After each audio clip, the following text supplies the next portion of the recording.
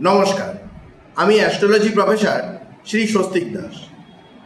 যাদের জন্মছকে রাহু গ্রহ খারাপ থাকে সেই ব্যক্তিরা যদি কারোর কাছ থেকে টাকা ধার নেয় বা কাউকে যদি অর্থ ধার হিসেবে দেয়, অথবা ধরুন আপনি আপনার বাড়িতে কোনো বড় ধরনের অনুষ্ঠান করছেন, কোনো উপনয়ন করছেন, অথবা আপনি দোকানে গেছেন, হয়তো সেটা মাটির জিনিস হোক, কোনো শোপিস হোক, হয়তো হাতির কোনো স্ট্রাকচারের জিনিস আপনি কিনে এনেছেন, বা হাতির দাঁত আপনি হয়তো গলায় লকেট হিসেবে পরছেন, তাহলে সেক্ষেত্রে রাহু কিন্তু আরও অশুভ হয়ে পড়ে।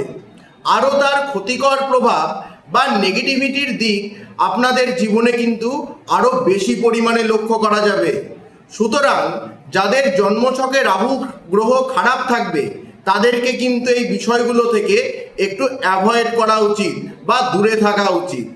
যেমন হয়তো আপনি এই জিনিসগুলো করলেন, তারপরে হঠাৎ করে দেখবেন কারোর সাথে কথা কাটাকাটি হয়ে যাওয়া, কারোর সাথে উটকো তর্ক বিতর্কে জড়িয়ে যাওয়া, উটকো কোনো অশান্তি, পারিবারিক কোনো ঝঞ্ঝাট, পরিবারের উপর কোনো মানসিক স্ট্রেস, মানসিক কোনো চাপ, এই মাত্রাগুলোকে কিন্তু দিন দিন আরও বৃদ্ধি করতে থাকবে।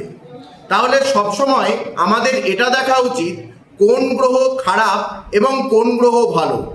যে গ্রহ খারাপ থাকবে সেই গ্রহ যা যা বিষয়বস্তুগুলোকে আমাদের নির্দেশ করবে সেগুলোকে যদি আমরা অ্যাভয়েড করতে পারি, তাহলে কিন্তু আমাদের জীবনে যে সমস্যার আমরা সম্মুখীন হতাম সেখান থেকে অনেকটাই কিন্তু আমরা বেরিয়ে আসতে পারবো বা মুক্তি পেয়ে যাব।